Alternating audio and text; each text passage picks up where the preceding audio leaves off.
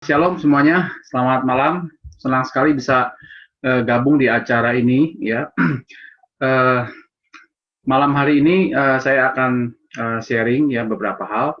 Mungkin saya nggak akan sharing secara lengkap ya karena terlalu panjang. Kalau sampai saya harus bercerita secara detail bagaimana saya jatuh dalam dosa dan bagaimana Tuhan memulihkan saya. Ya saya berharap ya bapak-bapak semua bisa melihat ya YouTube link YouTube yang ada di Victory Ministry ini yang sudah di-share Pak Doni ya untuk bisa mendengar kesaksiannya lebih detail. Nah, tapi yang saya mau katakan pertama malam hari ini adalah bahwa eh, setiap dosa yang kita lakukan itu selalu dimulai dari yang kecil, yang sederhana. Ya, jadi eh, kita biasanya tidak langsung melakukan dosa-dosa yang heboh gitu ya, tetapi biasanya kita mulai dari dosa-dosa yang kita anggap ya sederhana, nggak apa-apalah, Tuhan ngerti lah gitu ya, enteng gitu kan. Nah, lalu kita nggak bertobat, kita keraskan hati, akhirnya makin lama kita makin berani melakukan dosa-dosa yang lebih besar, ya, dosa-dosa yang lebih besar. Ya paling tidak itu yang terjadi dalam kehidupan saya. Ya, jadi perselingkuhan saya ya sampai berujung pada perceraian. Ya, itu terjadi perceraiannya di tahun 2002-2003. Ya, surat cerai keluar tahun 2003. Ya, 2002 itu mulai saya meninggalkan rumah dan pihak keluarga besar istri menggugat cerai kepada saya. Nah, itu puncaknya, puncak daripada gunung es, puncak daripada dosa yang saya sudah lakukan ya selama 10 tahun sebelumnya. Seperti itu ya. Jadi dosa apapun juga ya. Ini kebetulan yang saya sharing ini konteksnya adalah dosa seksual ya, dosa perzinahan, perselingkuhan. Tapi misalkan kayak dosa keuangan juga, ya pasti kita mulai dari yang kecil. Korupsi biasanya itu juga kita mulai dari uang receh, kecil-kecil, nggak ketahuan, kita nggak bertobat, ya. Nah, akhirnya kita berani melakukan hal-hal yang besar, seperti itu. Penipuan juga gitu. Kita biasanya mulai tipu-tipu yang kecil, lalu kita nggak bertobat, ya, kita merasa makin aman, makin berani melakukan penipuan yang besar. Nah, jadi dosa itu saya mulai lakukan tahun 2002, tahun 92, ya. 4 tahun sebelum saya menikah. Saya menikah tahun 96, tahun 92 itu saya mulai lakukan dosa perzinahan, ya. Nah, dosa perzinahan, ya. Dimulai sebelumnya kurang lebih itu ya kalau mau dihitung mundur mulai tahun saya lulus SMA 89 90. 2 tahun sebelumnya. Jadi mulai tahun 90 saya mulai ya mencoba-coba untuk cari tahu tentang yang namanya pornografi itu seperti apa. Ya. Nah, jadi itu awal mulanya gitu. Karena saya ingat waktu SMA, SMP saya anak yang kudus ya, anak yang nggak pernah nonton atau baca buku-buku porno gitu. Ya dulu mungkin susah sekali cari tontonan pornografi. Lebih banyak buku stensilan. Ya saya masih ingat tuh pengarangnya Eni Erau yang terkenal ya. Nah, seperti itu. Nah, tapi tahun 90 itu selesai saya lulus SMA. Nah, itu di situ saya mulai mencoba-coba untuk cari tahu ya yang namanya cerita-cerita pornografi itu seperti apa gitu. Nah, Bapak-Bapak perlu ketahui juga kenapa saya SMA itu nggak melakukan itu. Ya, saya mulai dari kelas 1 SMA sudah terlibat aktif dalam pelayanan di gereja. Ya, sebagai pemain musik, ya, sebagai worship leader, ya, seperti itu. Nah, jadi mungkin itu yang apa ya yang cukup menjaga saya waktu itu. Tapi sayangnya setelah lulus SMA saya ingin coba-coba ya cari dunia yang lain. Nah, singkat cerita, jadi saya mulai beli buku-buku pornografi itu di pinggir jalan, lalu saya mulai menikmati, membaca, nggak ada yang tahu, orang tua nggak tahu, semua nggak tahu, saya simpen rapi di rumah, jangan sampai ketahuan, dan akhirnya saya mulai onani, masturbasi, ya. Nah, saya lakukan itu berkali-kali terus, ya. Nah, akhirnya ya semakin berani, ya, melakukan dosa yang lebih besar, yaitu perzinahan. Ya, saya masih ingat waktu itu saya melakukan perzinahan pertama kali itu badan saya gemetar. ya, gemetar bermenit-menit itu waktu perempuan itu masuk ke kamar, mulai pegang-pegang saya seperti itu ya. Ini kan nggak ada cewek ya, semua bapak-bapak ya, jadi kita ngomong lebih lebih terbuka lah gitu ya. Nah, saya ingat tuh gemetar sekali ya, gemetar yang saya nggak pernah rasakan sehebat itu setelah itu ya, itu dahsyat sekali. Waduh, sampai si perempuan tuh bilang, bapak kedinginan ya? Nggak kedinginan juga sebetulnya, tapi gigi saya sampai ketek-ketek begitu ya. Saya percaya itu hati nurani saya ya, hati nurani saya itu betul-betul menegur gitu, keluar, tapi sayangnya saya nggak keluar. Nah, singkat cerita akhirnya saya mulai berhubungan, nah, tapi waktu itu saya belum berani ya berhubungan dengan cara langsung eksekusi ya kan. Nah, seperti itu ya, dengan teknik yang lain lah gitu ya kan, seperti itu. Nah, tapi kok setelah itu enak, nyaman. Akhirnya singkat cerita saya mulai memberanikan diri sampai akhirnya saya berani yang melakukan hubungan seks ya, dalam arti ya betul-betul hubungan suami istri ya, seperti itu.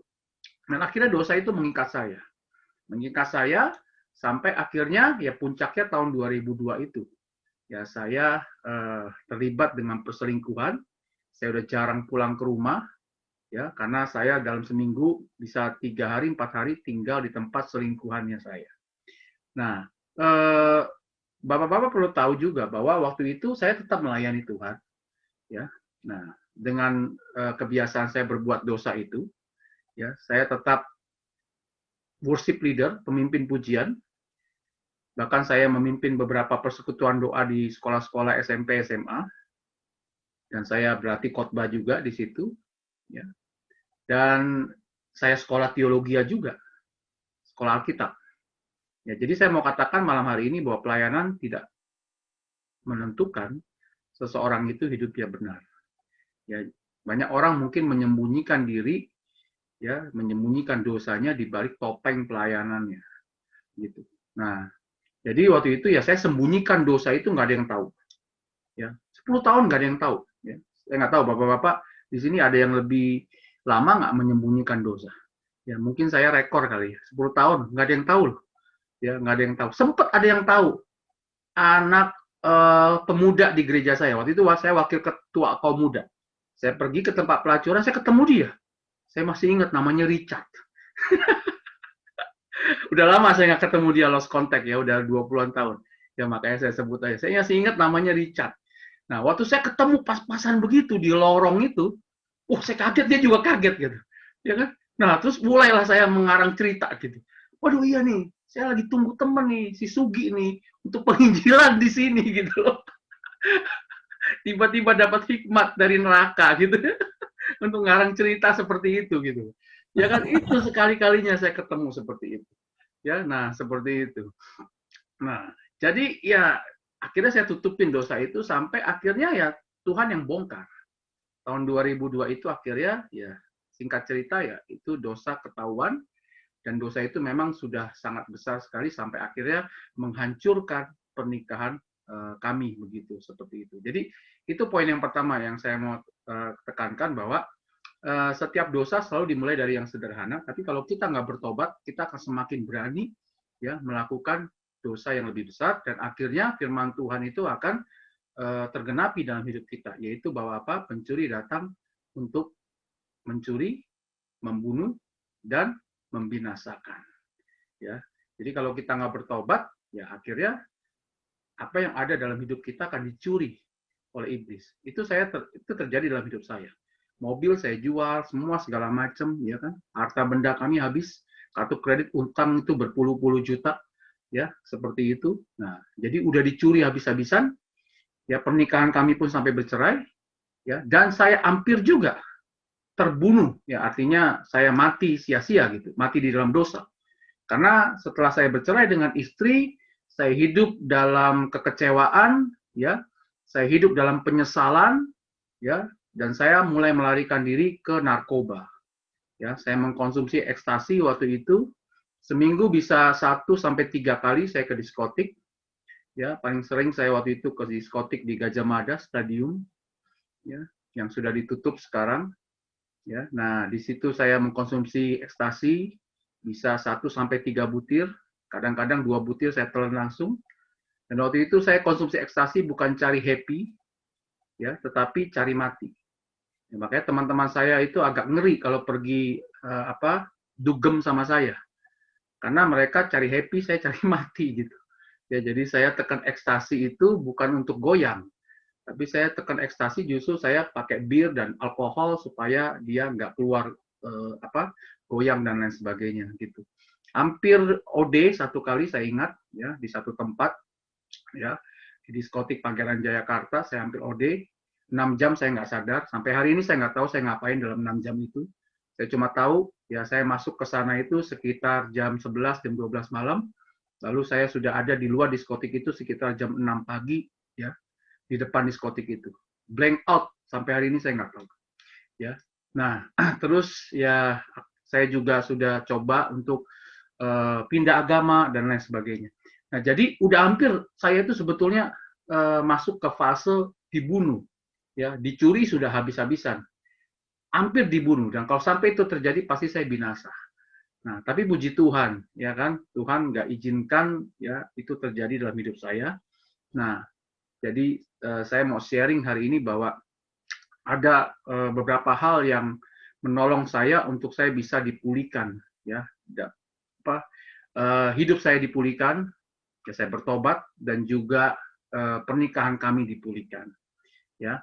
Nah, oh ya, saya mulai dari penyebabnya dulu dah. Jadi penyebabnya yang pertama itu tadi ya, dosa yang tidak diakui, dosa yang disembunyikan itu bisa menghancurkan kehidupan kita. Penyebab yang kedua ya adalah yang saya alami adalah kepahitan yang dipendam, ya, kebencian yang dipendam. Nah, jadi itu penyebab yang kedua. Nah, saya pahit dengan papa saya, ya karena saya menilai papa saya itu ya dia juga melakukan dosa perzinahan, bahkan dia juga punya penyakit jiwa yang seringkali menakutkan kami anak-anaknya seperti itu. Itu yang kedua. Dan yang ketiga adalah penyebab saya terlibat dengan dosa perselingkuhan perzinahan itu adalah pacaran kami yang tidak kudus. Ya. Nah, jadi saya pacaran cukup lama, 8 tahun saya pacaran dengan istri saya mulai tahun 88 sampai 96. Nah, jadi di tahun 90-an itu ya kita sudah lakukan banyak hal. Cuma kita nggak sampai hubungan seks gitu. Tapi udah pegang sini, pegang sana, cium sini, seperti itu. Nah, jadi tiga hal itu ya berkolaborasi ya membuat saya terikat dengan dosa perzinahan itu. Yaitu tadi dosa yang saya tutupi ya dimulai dari pornografi, ya yang kedua adalah kepahitan yang saya simpan, dan yang ketiga adalah pacaran yang tidak kudus. Nah, bagaimana Tuhan memulihkan hidup saya? Nah, ada beberapa hal. Yang pertama, ya, anugerah Tuhan. Ya, faktor yang pertama itu adalah karena anugerah Tuhan. Ya, seperti yang Efesus katakan, Efesus pasal 2 bahwa ayat 8, sebab karena kasih karunia kamu diselamatkan oleh iman. Itu bukan hasil usahamu, tapi pemberian Allah. Itu bukan hasil pekerjaanmu, jangan ada orang yang memegahkan diri. Saya percaya bahwa saya bisa mengalami pemulihan pertobatan, ya itu semata-mata yang pertama karena kasih karunia Tuhan, karena anugerah Tuhan. Kalau bukan karena anugerah Tuhan, saya sudah mati di diskotik. Kalau bukan karena anugerah Tuhan, saya sudah mati waktu saya minum Baygon setengah kaleng, ya. Ya, tadi saya lupa juga cerita. Ya, perlu diceritakan. Ya, Baygon setengah kaleng saya sempat minum, ya. Nah, tapi karena kasih karunia Tuhan, Tuhan menjaga saya supaya saya tidak mati di dalam dosa seperti itu. Itu faktor yang pertama. Saudara mesti percaya kalau saudara mengalami pemulihan hari ini, ya, ya itu bukan karena usahamu, ya. Yang pertama-tama itu karena anugerah Tuhan. Seperti itu. Ya, kalau nggak ada anugerah Tuhan, kita mau usaha kayak apapun juga, kita nggak bisa hidup benar, kita nggak bisa hidup kudus, bahkan kita nggak bisa ya diselamatkan, nggak bisa kembali kepada pencipta kita gitu. Ya semata-mata karena anugerah Tuhan saja. Ya, only by grace ya. Nah, itu yang pertama. Nah, yang kedua, faktor yang kedua adalah saya bersyukur saya punya istri ya yang mengerti kebenaran firman Tuhan. Ya, istri saya mau melepaskan pengampunan kepada saya. Nah, saudara harus percaya bahwa pengampunan itu membawa kebebasan atau pelepasan. Ya, buat diri orang yang mengampuni dan juga buat ya orang yang kita ampuni. Ya, jadi kalau bapak-bapak ini ya menyimpan kepahitan dengan seseorang, ya kalau saudara mau terbebas, ya dari kepahitan itu. Saudara harus mengampuni. Karena ketika saudara mengampuni, diri saudara itu terbebas. Saudara nggak akan ada beban lagi, ya. Dan yang kedua, orang itu pun akan terbebas begitu. Nah, jadi waktu itu istri saya mengampuni saya. Ya, dia mengambil keputusan untuk ya mengampuni saya. Nah, saudara bisa lihat nanti di YouTube detailnya bagaimana dia itu negosiasi dengan Tuhan, ya, istri saya negosiasi dengan Tuhan sampai dia deal dengan Tuhan untuk mengampuni saya. Awalnya istri saya nggak bisa mengampuni saya, berat sekali, karena saya terlalu terlalu menyakiti dia, ya, terlalu kurang ajar sama dia. Ya, saya ngomong aja deh, ya, yang buruknya apa, yang paling buruk yang saya lakukan buat istri saya itu apa? Ya, saya bukan tipe pria yang main pukul tangan ya gitu ya, kekerasan KDRT bukan. Tetapi hal yang paling menyakiti dia adalah ketika saya paksa istri saya untuk datang ke diskotik stadium untuk membujuk perempuan selingkuhan saya untuk tidak balik ke kampungnya meninggalkan saya. Saudara bisa bayangkan? Ya, itu paling menyakitkan buat wanita. Mungkin lebih sakit daripada dipukul secara fisik. Dan itu saya lakukan. Ya, nah di diskotik stadium itu, di ruang karaoke itu, saya minta istri saya, ya, bujuk wanita selingkuhan saya untuk nggak balik ke kampungnya. Karena waktu itu wanita itu ya sudah mau pergi meninggalkan saya. Nah, jadi dia nggak bisa ngampuni saya awalnya. Ya, tapi Tuhan terus deal dengan dia, terus Tuhan kasih penglihatan, ya, kayu salib, ya, istri saya tanya, siapa itu Tuhan? Terus Tuhan bilang, itu aku yang mau mati buat kamu, ya, waktu kamu masih berdosa. Aku nggak suruh kamu mati buat mengampuni suamimu Timothy, tapi aku Yesus mau mati buat kamu Carol, waktu kamu masih berdosa. Nah, penglihatan itu yang mengubah hati istri saya sehingga akhirnya dia mengambil keputusan untuk mau mengampuni saya seperti itu. Dan pengampunan yang dia berikan itu betul-betul berdampak luar biasa. Karena ketika dia sudah memutuskan mengampuni saya, dia menjadi orang yang sangat jauh berbeda sekali. Dulunya dia selalu menghakimi saya, menuntut saya kalau ketemu ya. Jadi begini, setelah kita berpisah cerai, kita itu seminggu sekali ketemu, janjian ketemu demi anak, ya. Karena waktu itu anak kami baru umur sekitar 4 tahun ya. Jadi setiap minggu kita pergi jalan ke mall ya, jalan-jalan, makan begitu ya, habisin waktu sampai sore gitu ya. Nah, demi anak begitu. Nah, dan waktu itu saya masih terikat rokok berat sekali ya. Jadi waktu itu sebelum dia memutuskan mengampuni saya, istri saya selalu menuntut saya, kamu berhenti dong rokok. Ya, aku nggak tahan kalau kamu rokok depan aku dan seterusnya dan seterusnya. Ya, atau dia menghakimi saya, ya kamu masih main perempuan nggak? Ya, berapa banyak perempuanmu sekarang? Ya kan, nah kayak begitu. Nah, tapi setelah dia mengambil keputusan mengampuni saya, berubah total. Dia nggak pernah lagi menghakimi saya, menuntut saya. Ya, malah sebaliknya dia selalu memberi perhatian kepada saya. Nah, ya ini saya sampai bingung. Oh, ini orang kena apa? Ini kok berubah drastis begitu. Dan pengampunan itu yang akhirnya menolong saya ya untuk juga bisa mengalami pengampunan Tuhan.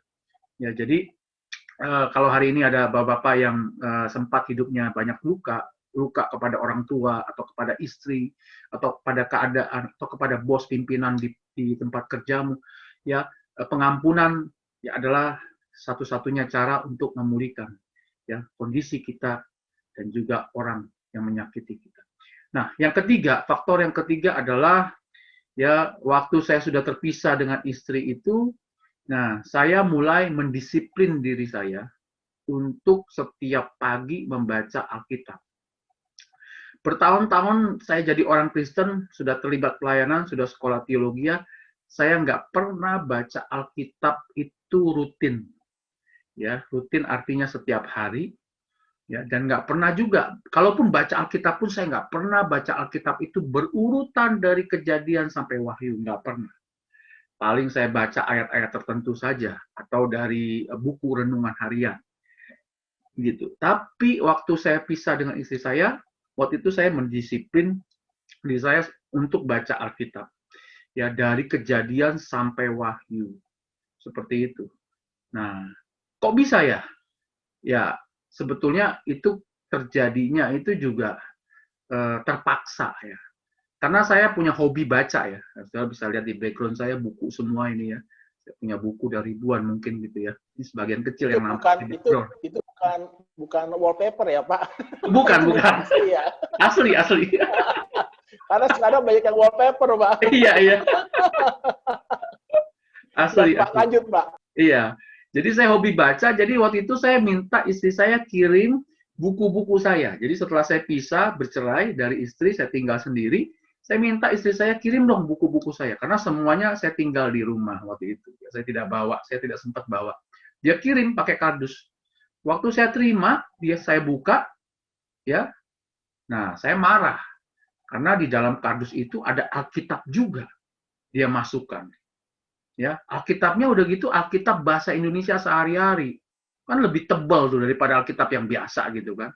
Nah, saya marah, saya telepon dia, ini kenapa Alkitab lu masukin gitu? Gue suruh lu kirim buku, nih Alkitab lu ikut masukin gitu.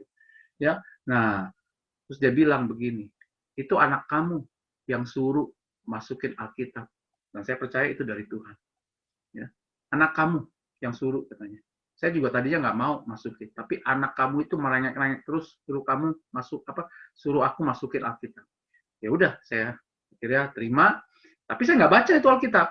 Saya baca aja buku-buku ya yang ada di kardus itu, saya baca sampai habis. Ya begitu habis, yang ada buku lain. Saya mau minta dia kirim ya sungkan juga. Ya udahlah, saya baca itu Alkitab. Ya, saya baca itu Alkitab. Nah, saya bacanya Alkitab itu sama seperti saya baca buku yang lain. Jadi waktu itu saya punya ritual begini, Bapak-bapak.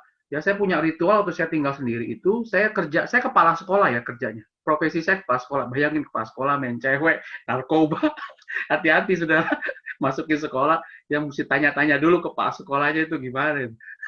Saya kepala sekolah waktu itu ya. Nah, jadi saya udah harus sampai di sekolah jam 7 kan begitu. Nah, jadi saya biasanya bangun jam 5 ya siap-siap gitu, bikin Indomie, bikin kopi. Nah, ya waktu saya ngopi dan ngerokok, nah itu biasanya saya ritual baca buku gitu. Nah, di pagi hari. Nanti sore hari juga begitu. Saya ngopi lagi pulang dari sekolah, ya sore-sore saya ngopi. Kalau nggak saya dugem, saya di rumah, saya ngopi, saya ngerokok, nah, saya baca buku. Nah, jadi saya baca Alkitab itu kayak saya baca buku biasa. Saya sambil ngopi dan sambil ngerokok. Jadi Alkitabnya saya masih simpan di lemari ini ya, saya nggak sempat cari ya. Itu kalau dibuka sekarang masih bau rokok.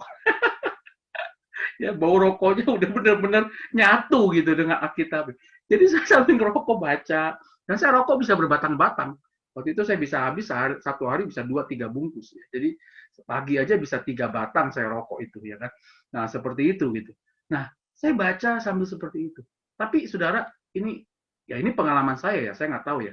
Tapi saya percaya ya bahwa firman Tuhan yang berkata bahwa firmanku tidak akan kembali dengan sia-sia itu terjadi dalam hidup saya. Ya walaupun saya baca dengan cara seperti itu, ya.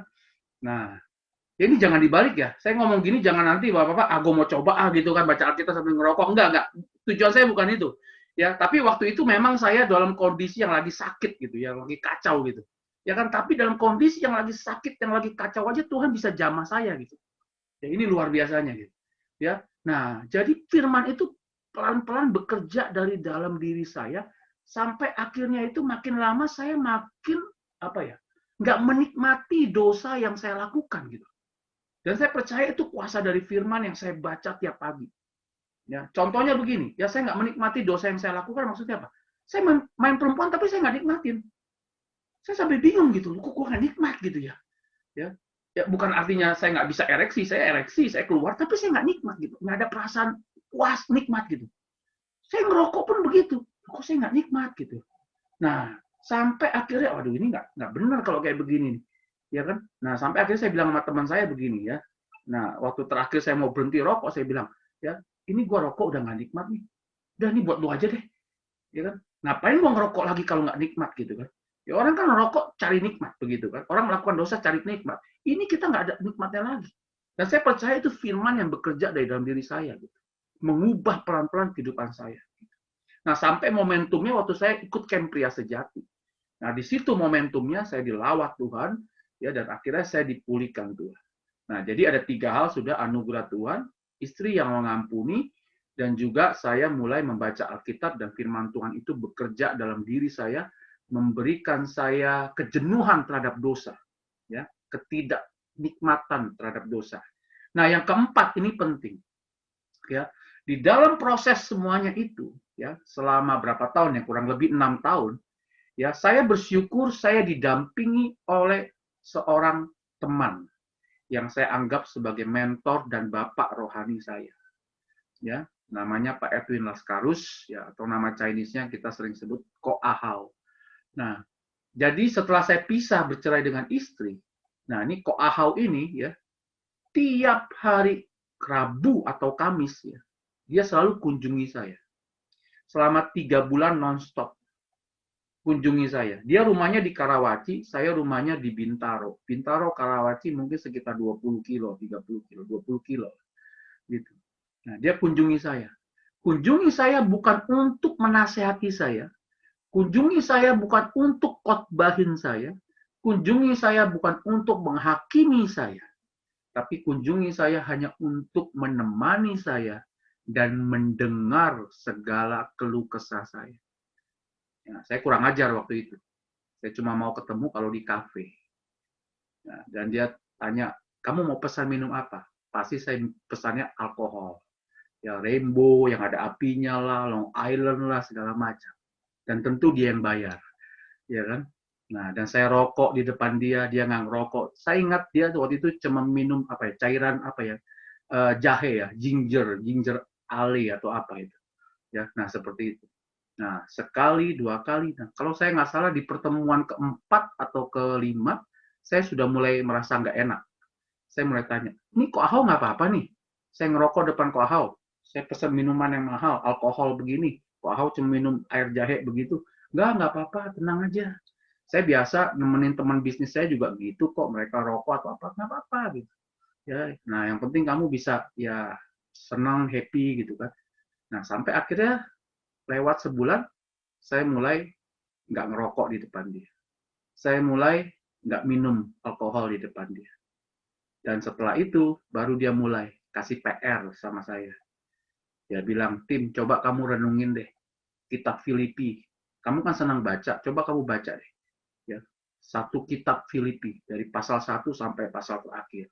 Ya, nah, udah saya baca, ya kan. Nah, terus habis itu udah nih kok. Ya, berapa minggu kemudian ketemu apa segala macam. Nah, sekarang coba kamu pelajarin deh ya kisah kehidupan Yakub. Saya lihat hidup kamu sama seperti Yakub gitu. Nah, coba kamu baca deh kehidupan Yakub di kejadian itu gitu. Baca. Nah, seperti itu. Dan dia terus mendampingi sampai saat terakhir menjelang pemulihan pernikahan kami. Waktu saya harus menghadap ibu mertua saya, jadi orang tua apa istri saya punya orang tua ya. Nah, untuk minta maaf dan untuk minta izin untuk menikah kembali dengan anaknya begitu. Nah, itu saya masih ingat ya, susah sekali saya untuk datang ke rumah mertua saya. Muter-muter saya di komplek rumah saya. Rumah kami nggak berjauhan ya dengan rumah mertua. Muter-muter, saya bilang sama istri saya nggak bisa, saya nggak bisa. Di dalam mobil waktu itu saya bilang, saya nggak bisa nih, gitu. Ya kan? Nah, akhirnya istri saya minta bantuan, dia telepon ke Ahau. Akhirnya kok Ahau datang temenin. Sampai akhirnya saya bilang kepada ibu mertua saya bilang saya minta maaf sudah melukai hati mereka, yang mengkhianati istri saya dan seterusnya dan seterusnya. Dan saya minta izin untuk bisa memulihkan pernikahan dengan anaknya, dengan istri saya. Gitu. Nah, jadi sampai terakhir dia dampingi saya. Dan hari ini hubungan kami masih sangat baik. Ya, dia kami anggap sebagai bapak rohani. Ya, nah jadi apa yang saya mau sampaikan? Penting sekali waktu kita mengalami masalah seperti itu, saudara punya komunitas agape. Ya, ini saya pakai istilah komunitas agape ini dari bukunya Pak Edilio Transformasi Hati. Komunitas agape itu adalah komunitas yang tidak menghakimi saudara, tapi komunitas yang mendukung saudara. Ya, seperti itu. Nah, komunitas agape itu sama seperti komunitasnya siapa ya? Daud ya. Seperti itu. Ya, yang mendampingi Daud ya di Gua Adulam ya waktu Daud dikejar-kejar oleh Saul seperti itu. Ya, komunitas yang tidak menghakimi ya. Nah, komunitas yang menghakimi itu komunitasnya Ayub Waktu Ayub jatuh dalam pencobaan, teman-temannya datang bilang sama Ayub, kamu pasti punya dosa, introspeksi diri, coba periksa, ya kamu pasti ada salah. Nggak mungkin kalau nggak ada salah, kamu anaknya mati, hartanya habis begitu. Nah, ya, saudara mesti tahu penghakiman tidak mungkin merubah orang. Ya, hanya kasih penerimaan yang bisa mengubah orang. Itu yang saya alami. Ya, bertahun-tahun saya jadi kepala sekolah pun saya menyaksikan. Murid-murid saya yang bandel, itu berubahnya bukan karena peraturan sekolah yang keras. Bukan karena ya guru yang galak, bukan. Tapi murid yang paling bandel di sekolah saya, murid-murid yang paling bandel, itu berubahnya ketika kita mengasihi dia. Ketika kita menerima dia. Ya. Ketika di retreat atau di ibadah siswa, kita mau memeluk dia. Dan bilang, aku mengasihi kamu. Seperti Kristus mengasihi kamu. Di situ mereka nangis dan langsung berubah. Jadi kalau saudara mau melihat perubahan dalam hidup anak-anakmu atau istrimu, ya, nah jangan hakimi dia, ya, tapi ampuni dia, terima dia, kasihi dia. Ya, saudara mesti punya komunitas seperti itu. Dan saudara harus bersyukur, saudara ada di Victory Ministry ini adalah salah satu sarana, ya, di mana saudara bisa dapat komunitas yang sehat. Komunitas yang tidak menghakimi, tapi komunitas agape, di mana komunitas ini akan mengencourage, ya, mendorong bapak-bapak untuk bisa ya keluar dari masalah saudara itu. Ya, jadi kesimpulannya 4 hal itu yang saya alami adalah ya saya mengalami anugerah Tuhan. Ya. Nah, jadi saya sering kesaksian seperti ini, ya saya sering tutup begini nih, ya jangan dibalik, ya jangan berpikirnya begini, enak tuh udah macam-macam dosa, ya narkoba segala macam, ujung-ujungnya bertobat. Jalan ceritanya beda-beda loh, ya. Kalau saudara nggak dapat anugerah Tuhan, nanti saudara nggak balik loh, repot loh. Ya, jadi jangan coba-coba gitu, ya kan. Nah, jadi jangan dibalik begitu, ya. Nah, saya kalau suruh balik saya nggak mau gitu, ya kan. Nah, seperti itu ya. Cukup ya, saya sudah mengalami anugerah Tuhan, ya udah gitu. Ya. Tadi Pak Doni juga tanya ya bagaimana saya bisa memaintain perubahan yang sudah terjadi, ya pertobatan yang sudah terjadi dalam hidup kami dan pernikahan ini. Ya, yang pertama tentu adalah kita tetap mesti melakukan disiplin-disiplin rohani, ya. Jadi baca Alkitab itu ya sampai hari ini saya masih lakukan, ya. Nah, untuk menghilangi bosan, ya saya orangnya kadang-kadang suka bosan juga begitu. Ya, saya makanya Alkitab koleksi di rumah saya ini banyak sekali nih.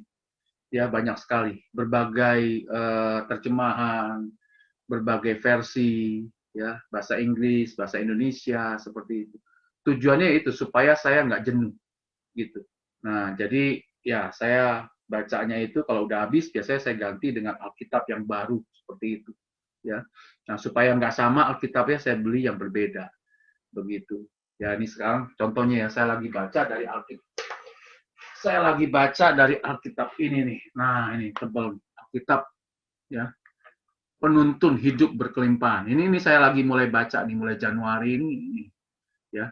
Seperti itu ya. Nah, dan saya biasanya baca itu berurutan dari Kejadian sampai Wahyu, dan saya bacanya biasanya ayat-ayat yang menarik, yang memberkati saya, yang rema buat saya stabilo, ya, stabilonya pakai stabilo kering yang nggak tahu dulu saya belinya di Immanuel, saya cukup banyak dulu beli, kemarin terakhir ke Immanuel sudah nggak jual, mungkin di toko buku ada kali. Nah, ini stabilonya kayak gini, ya, nah jadi saya stabilo begitu, ya kan. Nah, itu menolong saya untuk saya mengingat dan fokus kepada ayat-ayat yang memberkati, yang rema buat saya. Seperti itu. Jadi itu yang pertama ya. Jadi memelihara pertobatan itu ya harus ya dimulai atau diawali dari disiplin kita ya kepada pembacaan firman ya, dan juga tentu doa ya, penyembahan ya. Saudara dari gereja karismatik Pentakosta, ya penyembahan itu penting, ya worship itu penting, ya keintiman dengan Tuhan. Sekarang di YouTube banyak sekali saluran-saluran program-program yang bisa menolong saudara bisa masuk dalam worship, keintiman dengan Tuhan. Ya daripada nonton yang lain-lain, ya udah setel itu aja lah. Ya sekarang di rumah saya juga kalau nggak nonton berita ya pasti nonton YouTube ya, puji-pujian rohani seperti itu. Nah, itu. Nah, yang kedua ya adalah bahwa kita harus punya komunitas ya. Jadi waktu kita punya masalah, kita harus ada komunitas. Waktu kita selesai dari masalah, artinya kita dipulihkan, kita bertobat, tetap kita juga harus punya komunitas. Komunitas di mana kita bisa mempertanggungjawabkan hidup kita. Ya, accountability community ya. Jadi kita bisa mempertanggungjawabkan hidup kita kepada teman-teman yang kita percaya. Artinya kalau kita sedang ada serangan ya, keinginan untuk melakukan dosa-dosa yang lama itu, atau kita bahkan mungkin sudah jatuh dalam dosa, ya jatuh dalam dosa kembali. Nah, kita itu harus jujur, terbuka ya kepada komunitas kita itu. Nah, saudara mesti tahu bahwa ya keterbukaan itu awal dari pemulihan, ya.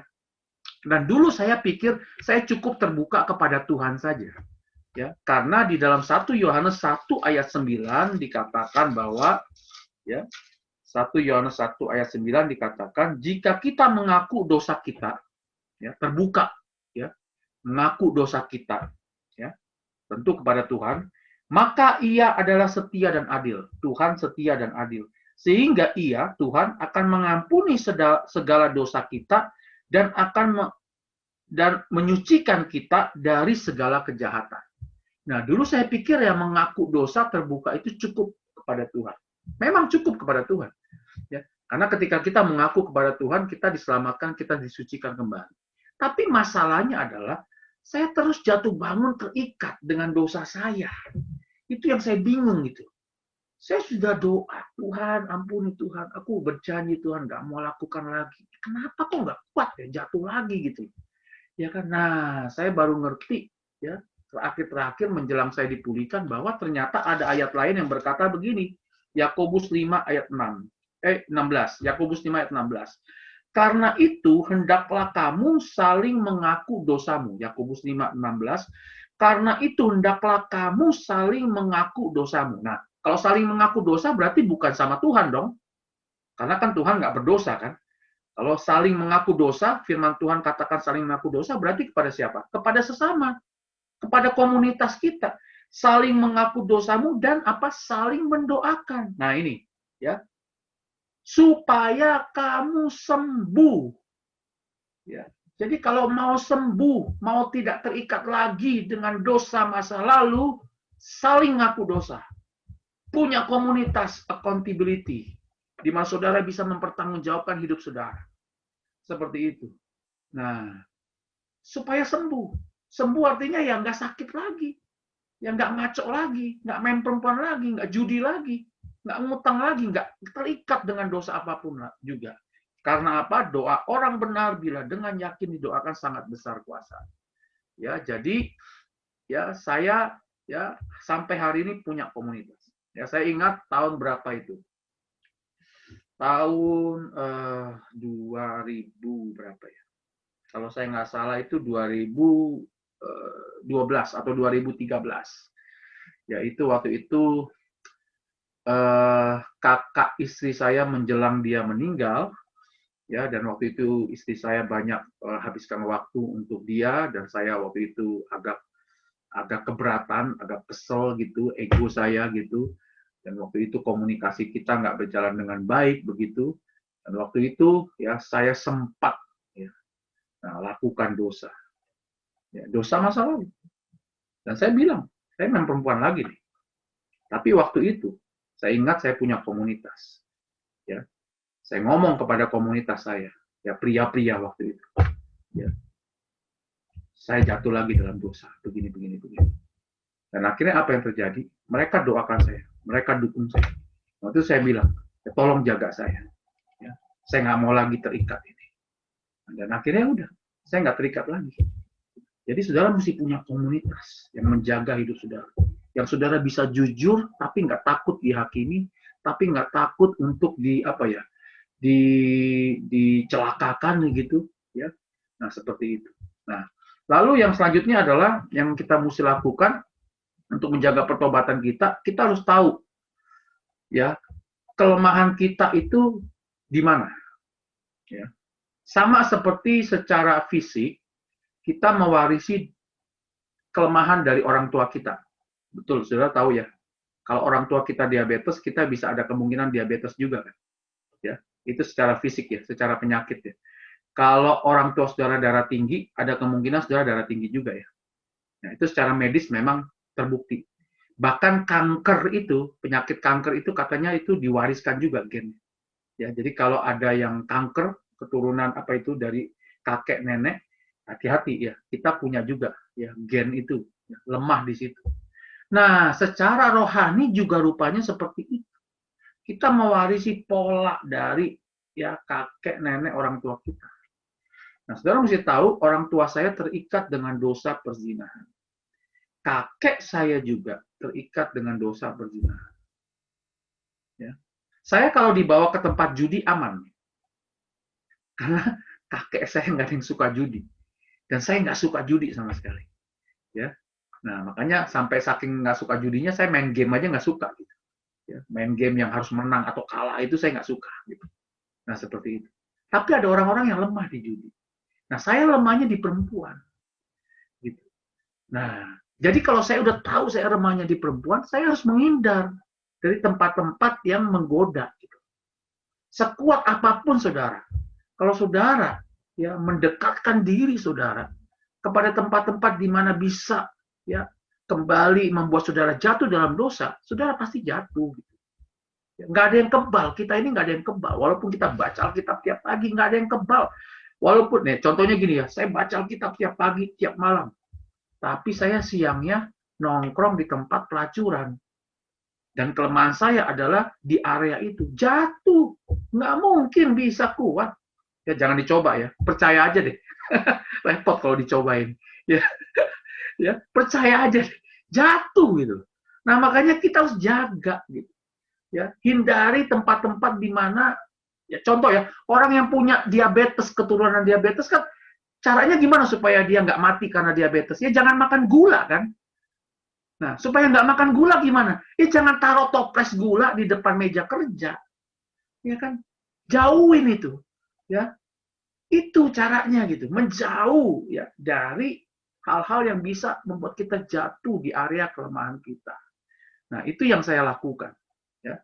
Nah, jadi kalau teman ajak ya saya mesti hati-hati gitu. Ya. Kira-kira ini bisa menggoda saya atau tidak. Nah, seperti itu. Ya, tempat-tempat yang kira-kira bisa membuat kita jatuh kembali dalam dosa-dosa yang merupakan kelemahan kita harus kita jauhi. Ya, jadi itu ya, jadi harus punya komunitas, harus ada disiplin diri dalam membaca Tuhan. Nah, yang keempat ya, saudara harus melayani Tuhan. Ya, kalau saudara sudah dipulihkan Tuhan, gitu. Karena prinsip pertobatan Kristen itu bukan artinya berhenti berbuat dosa. Metanoia itu artinya ya, kalau kita sekarang jalan ke kanan, ya kita berhenti, lalu kita balik berubah jalan ke kiri gitu. Ya, itu artinya metanoia. Bukan sekedar berhenti. Contoh ya, kita tadinya dosa mencuri gitu. Nah, kita bilang kalau yang mencuri itu berhenti, nggak curi lagi dan mulai bekerja dengan tangannya, bahkan dia bisa memberkati orang. Itu pertobatan orang Kristen itu seperti itu. Jadi bukan cuma sekedar berhenti berbuat dosa, tapi sekarang kita mulai melakukan pelayanan. Ya, nah seperti itu. Nah, apa yang saya lakukan dengan istri sekarang? Kami melayani ya pasangan-pasangan pernikahan di gereja lokal, kami melayani ya di pelayanan Marriage for Life begitu. Istri saya melayani secara rutin di grup mentoring ini gitu. Nah, seperti itu. Jadi kita harus melayani Tuhan. Ya, menyaksikan karya Tuhan itu ya kepada orang-orang yang mengalami hal yang sama dengan yang pernah kita alami. Kalau saudara dulu pernah terikat dengan dosa utang, ya dosa keuangan. Nah, saudara setelah saudara dipulihkan, saudara bertobat, saudara harus melayani. Saudara harus menjadi mentor buat orang-orang yang terlibat hutang. Menolong orang-orang yang terlibat hutang itu supaya mereka nggak terlibat hutang lagi. Begitu. Itu konsep kekristenan. Dan kalau saudara lakukan itu, saudara pasti kuat. Gitu. Nah, karena semakin kita sharing tentang karya Tuhan yang sudah memulihkan kita dari dosa kita kepada orang-orang yang sedang mengalami dosa itu, semakin kita dikuatkan. Semakin kita diingatkan. Contoh yang malam hari ini nih, saya sharing kepada bapak-bapak kan, tentang karya Tuhan yang sudah membuat hidup saya, hidup pernikahan saya dipulihkan, itu semakin menguatkan saya juga. Nah, itu semakin juga mengingatkan saya juga, gitu. Nah, akan kebesaran Tuhan, akan anugerah Tuhan dulu. Ya, makanya jangan puas berhenti setelah lulus ya Victory Ministry ini ya udah nggak terlibat. Jangan, kalau perlu daftar jadi mentornya di angkatan berikutnya. Gitu. Nah, karena dengan saudara menolong orang lain, saudara pun akan semakin ya mengalami pemulihan itu dalam hidup saudara. Ya, itu saja yang saya sampaikan pada malam hari ini. Ya, jadi yang pertama ya saya simpulkan penyebab saya jatuh dalam dosa ada 3. Saya menutupi dosa, lalu saya simpan kepahitan, dan juga saya pacarannya tidak kudus. 4 hal yang menyebabkan saya bertobat, dipulihkan, ya, dan juga pernikahan kami dipulihkan. Yang pertama adalah anugerah Tuhan. Yang kedua ada orang yang mau mengampuni saya, menerima saya tanpa syarat, mengasihi saya tanpa syarat, yaitu istri saya. Dan yang ketiga adalah saya mulai disiplin baca Alkitab. Dan yang keempat adalah ada komunitas, ada mentor yang mau mendampingi saya sampai saya dipulihkan. Nah, 4 hal yang saya lakukan untuk menjaga pertobatan atau pemulihan yang sudah terjadi ini, ya adalah yang pertama saya tetap disiplin membaca Alkitab. Yang kedua adalah saya punya komunitas agape, ya untuk menolong saya, mempertanggungjawabkan pertobatan saya. Dan yang ketiga adalah saya menghindari tempat-tempat di mana saya bisa jatuh kembali terhadap dosa yang merupakan kelemahan saya. Nah, dan yang keempat, tadi adalah saya aktif melayani orang-orang yang mengalami hal yang sama seperti yang dulu saya alami. Ya, mudah-mudahan sharing saya ini bisa memberikan inspirasi dan menolong Bapak-Bapak juga untuk bisa menjadi pria-pria yang lebih baik. Tuhan berkati.